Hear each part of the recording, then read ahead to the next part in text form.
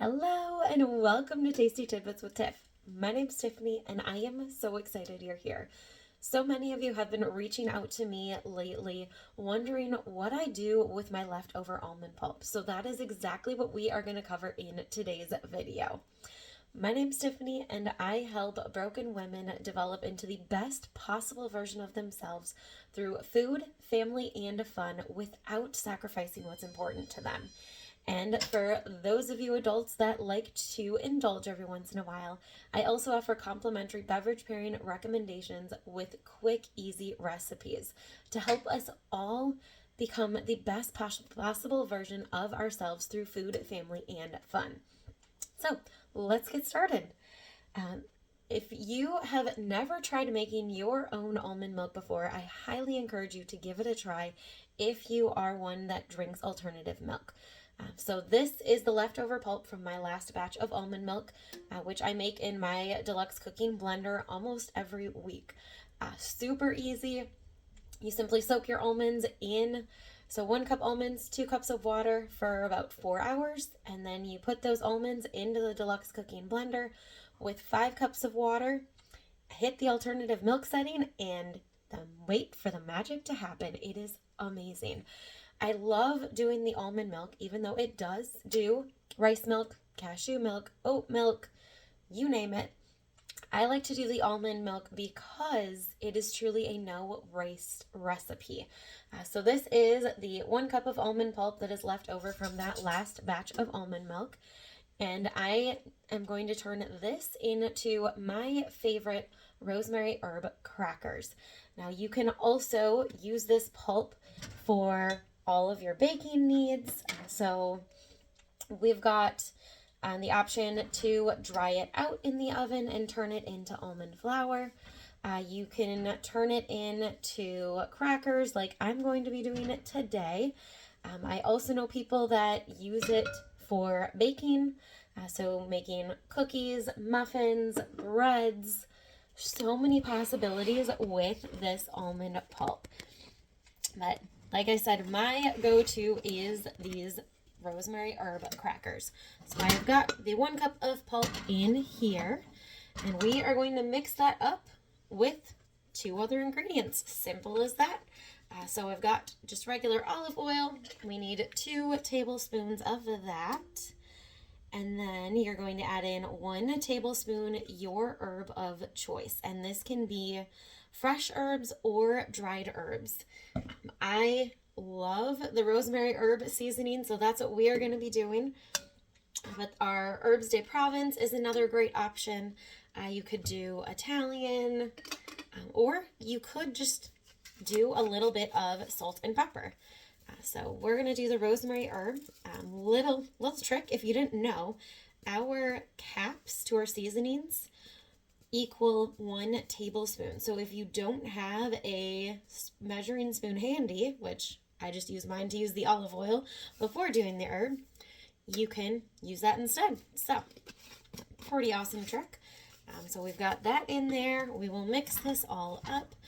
If you do want to add in a touch of salt and pepper, you are more than welcome to.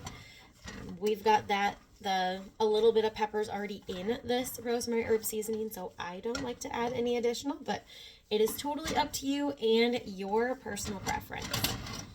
So we're just getting it nice and blended in here. If you notice the mixture is a little dry, you can add in a splash of water. Because this pulp is fairly fresh, there is a decent amount of moisture in there already. All right, so we're just going to get it into a slight dough ball here. And then the fun part happens. So you want to have a sheet pan with parchment paper on it. I've got that here. You are going to need 2 pieces of parchment paper. So we've got it in our little ball form. So we're going to put that on the sheet pan and give you a little bit of a better view there. You're going to want to grab a rolling pin. I like to use the baker's roller. That's just what works best for me with my half sheet pan. But if you're doing this on a sheet pan that doesn't have the high edges, you're using your stoneware, you can use a regular rolling pin or tapered rolling pin is great for this. We're going to use a second sheet of parchment paper to then roll this out. And you want to roll it to your desired thickness. But you want to get it pretty thin so that way it bakes evenly. So there goes my oven. So oven was preheating at 350. That's the temperature.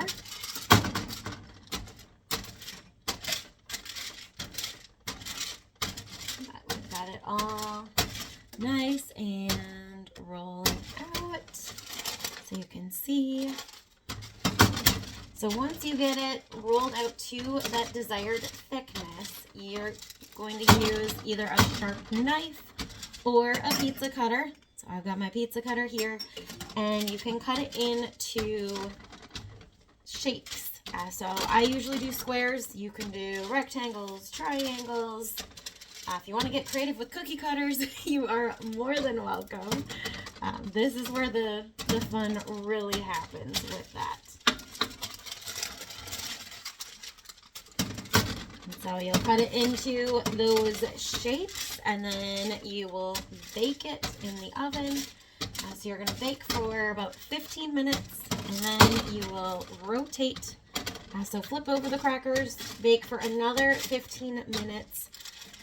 Depending on your thickness, it may need a third round of 15 minutes. So the thinner the crackers, the faster they cook.